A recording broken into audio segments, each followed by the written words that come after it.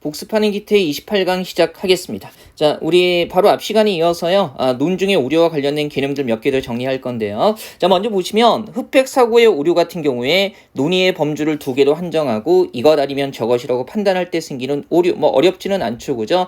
제3의 경우도 존재할 수 있는데 그걸 배제한다는 점에서 문제가 되는 거고요. 그다음에 7번의 합성의 오류하고요. 8번의 분할의 오류 같은 경우는 동전의 양면 같은 거죠. 그래서 합성의 오류는요. 각각의 원소들이 개별적으로 갖고 있는 성질이 결합되었을 때도 그대로 유지된다고 생각할 때 생기는 오류고요. 분할의 오류는 반대로, 그죠? 자, 전체가 갖고 있는 성질이 각각의 요소들에도 그대로 유지된다고 생각할 때 생기는 오류가 되는 겁니다. 그 다음에 9번에 무지에 호소하는 오류 한번 보시면요. 그죠?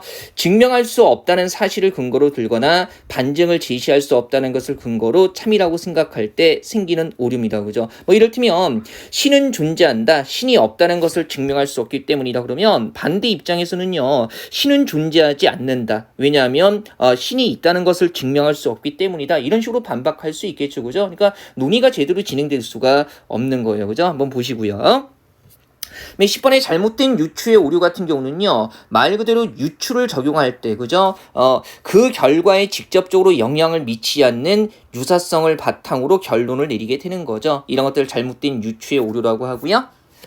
복합 질문에 오류해가지고요. 한꺼번에 두 가지 질문을 함으로써 긍정이든 부정이든 대답을 하는 순간에 무조건 한 가지는 인정하게 되는 거죠. 그 다음에 순환 논증의 오류 같은 거, 그죠? 결론과 근거가 반복되는 거예요. 순환 논증의 오류 이렇게 되는 거고요. 그 다음에 발생학적 오류라는 거, 그죠? 어떤 대상의 기원이 갖는 속성이, 그죠? 대상에서도 그대로 유지될 거라고 생각하는 거, 환경적인 요인을 전혀 고려하지 못하기 때문에 역시 오류가 되는 겁니다. 그 다음에 심리적인 오류 해가지고요. 먼저 보면 공포에 호소하는 오류, 말 그대로 공포심이나 위력으로 주장을 받아들이게 하는 거죠. 그래서 논리적으로 문제점을 지적하는 것이 아니라 협박하는 거예요. 그 다음에 대중에 호소하는 오류 해가지고요. 많은 사람이 그렇게 생각하니까 좋은 거 아니냐라는 식으로 결론을 내리는 거죠.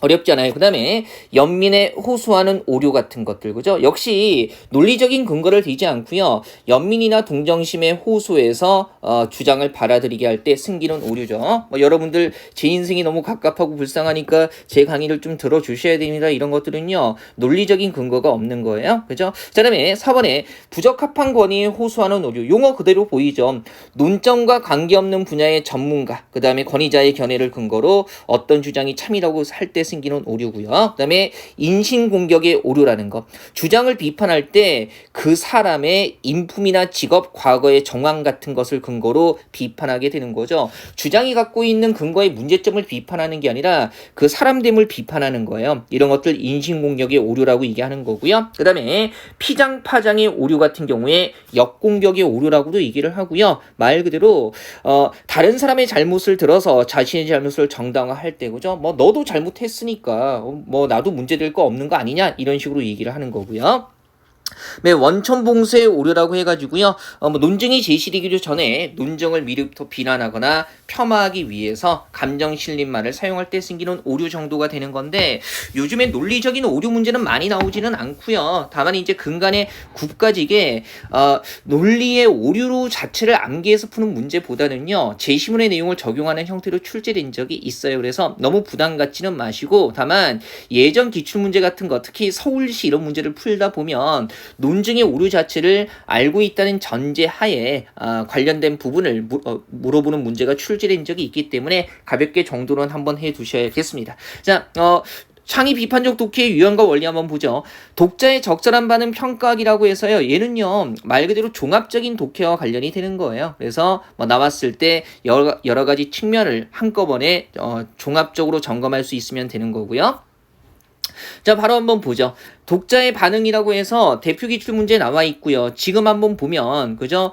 인문학에 대한 이야기를 하면서 결론이 어떻게 돼요? 현대 사회가 이런 특성을 갖고 있기 때문에 인문학이 실질적인 지침을 제공해야 한다 해가지고요. 그러면 이게 이 사람의 가치 판단 주장이 드러나는 거기 때문에 인문학의 역할에 대해서 얘기를 해야 되거든요. 이를테면 1번은 아무 문제가 없는데요. 2번에 현대 사회 문제점을 부각시키면서 바람직한 해결 방안, 그러면 현대사회에 여러 가지 문제점이 있으니까 인문학이 지침을 제공해야 한다라는 것이 해결 방안이 될 수 있지 않나라는 생각을 하시겠지만 이 내용을 잘 봐야 돼요.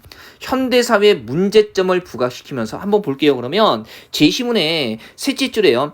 현대사회가 위험과 불확실성이 커졌다는 얘기가 나와 있긴 하는데 부각, 강조한다는 얘기죠. 근데 지금 새로운 상호 의존 관계를 만들어낸다 해가지고요. 현대사회의 문제점을 부각시키기보다는 현대사회의 문제점과 더불어서 또 다른 특성들을 부각하면서 인문학의 역할을 이해하고 있기 때문에 앞부분이 정확한 설명은 아니에요. 그 다음에 과거와 현대사회의 모습을 구체적으로 대조하면서 물론 과거와는 다른 차별성을 지닌다는 얘기를 하고 있기는 하지만 인문학에 대한 언급이 없기 때문에 3번도 안 되는 거고요. 소통 장애 같은 경우는 아예 언급하고 있는 부분이 아니죠. 가볍게 확인하시고요. 1번 한번 보면 독자의 반응에서요. 이 문제 까다로웠을 겁니다. 그죠? 이게 1, 2, 3, 4번이 다 맞는 것처럼 보였을 텐데요. 한번 가보죠. 일단 보면 특히 이제 이 문단 쪽에 학습에 대해서 이렇게 일하고 있죠. 행동에 초점을 맞추어 뭡니까? 행동의 변화를 학습이라고 보기도 하고 그 다음에 자 어떻게 지식에 초점을 맞추어서 지식의 획득을 학습으로 보기도 하고 그 다음에 정의적인 측면을 강조해서 유의미한 인간적인 경험 즉 무엇을 배워서 보람을 느낀 것을 학습이라 보기도 한다 이렇게 얘기를 하고 있고요. 그 다음에 마지막 문단에 가서 따라서 좀 더 넓은 뜻으로 학습을 정의하자면 학습은 경험에 의한 비교적 지속적인 지적 정서적 행동적 변화를 의미한다고 볼 수 있다. 이거 연결고리 잘 잡아야 되죠. 그죠? 일단 지적인 변화라는 것은 내용상 뭐하고 연결되는 거예요? 바로 지식의 획득 앞에서 얘기한 연결되는 거. 그 다음에 정서적인 변화라는 것은 뭐하고 얘기하는 거예요? 정의적인 측면과 관련되는 거죠. 그 다음에 행동의 변화라는 거. 그죠? 요거. 그래서 내용상으로 이런 고리로 잡히는데 여기서 이제 선택지 4번도요. 맞는 설명처럼 보였다는데 바로 이제 함정이 있는 거죠. 근데 잘 보세요. 과학을 배워서라는 얘기를 했기 때문에 왠지 지식의 측면 그래서 지적 측면이라고 생각하기 쉬운데 지금 뭘 언급하고 있어요? 보람이라는 측면을 언급하고 있죠. 그럼 보니까 3문단에 유의미한 인간적 경험 예를 들면 무엇을 배운 결과 삶의 보람을 느낀 것은 바로 뭡니까? 정의적인 측면이 되는 거고 이것은 정서적인 변화와 관련이 되는 거죠. 근데 여기서 어떻게 가고 있어요? 지적 변화라고 얘기를 하고 있기 때문에 4번은요. 글의 내용을 적절하게 이해한 반응이라고 볼 수가 없는 겁니다. 그죠? 분명히 이 글에서는요. 배워서 보람을 느낀 것은 정의적인 측면 혹은 정서적인 측면으로 관련 짓고 있기 때문에 이 부분 조심하셔야 돼요. 그죠?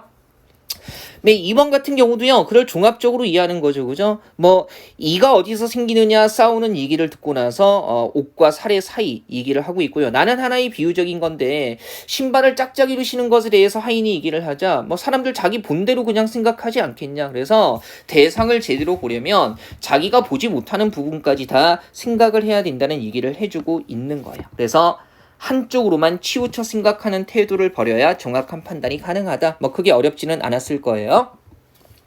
네, 비판하기 했을 때요. 자, 비판하기에서 논증의 오류 같은 거 물어볼 수도 있는데요. 특히 논설문을 주고 나서 주장의 오류를 비판하라는 글들 아니면 반론에 대해서 묻는 것들이 출제가 되는데 항상 핵심은 뭐냐면요. 유형자는 독해 비법에서 확인할게요. 주장의 근거를 반박하는 비판인지 확인할 수 있어야 한다는 겁니다. 바로 이건 문제 한번 보죠.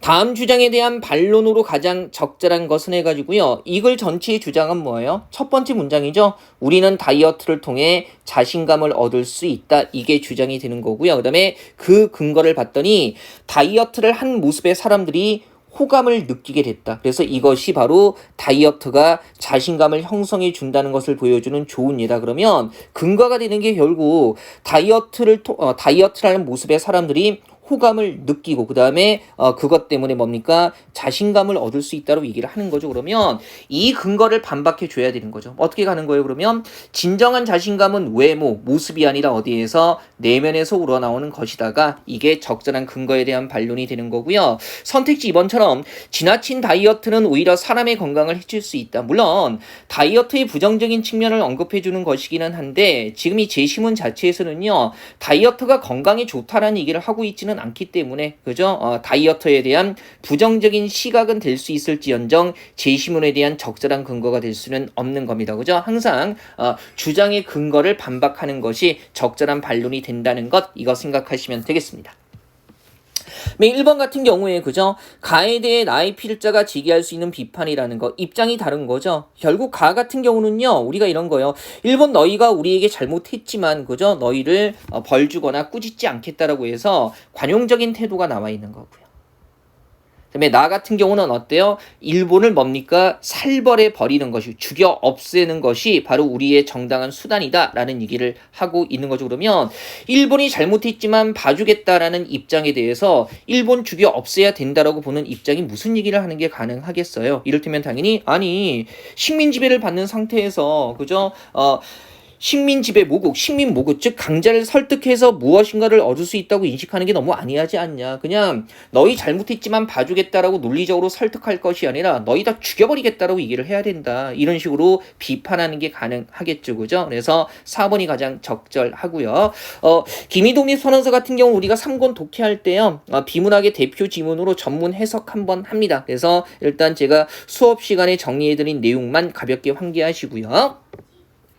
2번 문제는요 상당히 까다롭게 보여요. 그래서 한번 보시면 보기를 참고로 해서 윗글의 견해를 비판했을 때 적절하지 않은 것은 이라고 얘기를 하고 있는데 이거 생각해 보세요. 지금 보기를 참고로라고 얘기를 하고 있으니까 기본적으로 그러면 비판하는 내용이 보기의 입장에 근거해야 돼요. 그죠? 보기의 입장과 통해야 되는 거죠. 그래서 아마 이 선택지 보면서 연결되는 것 같기도 하고 안 되는 것 같기도 하고 이런 생각을 하셨을 텐데요. 그러면 애매한 것들은 일단 넘어가시고요. 선택지 끝까지 보면서 확실하게 보기의 입장을 제대로 반영하지 못한 것이 있느냐를 확인해 주시면 되는 거예요. 이게 고민할 문제가 아니라는 거죠. 그래서 쭉 보면 선택지 4번에 보세요.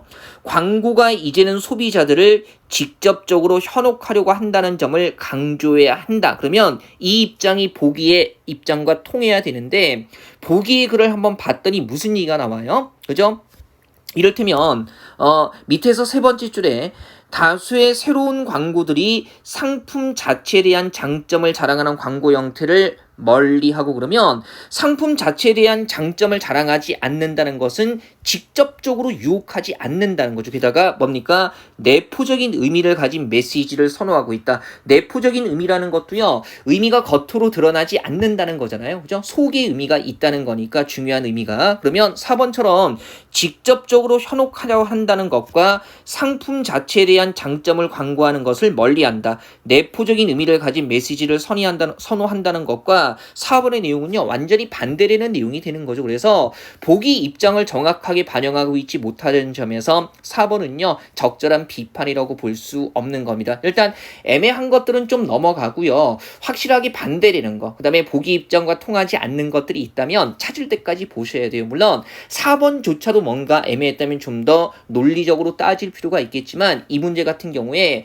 보기의 입장을 정확하게 반영하고 있는 것, 그걸 찾는 방식으로요 충분히 풀 수 있는 문제이기도 합니다. 물론 이런 형태의 문제는 문제 유형 보시면 국회직 8급 문제예요. 그래서 일반적으로 9, 7급에서 자주 나오지는 않지만요. 그래도 비판할 때 비판의 근거를 잡는 거, 찾는 연습하기에 적절한 문제니까 정도는 가볍게 해두셔야 할 겁니다. 자, 이렇게 해가지고요. 복습하는 기트 28강 마무리하고요.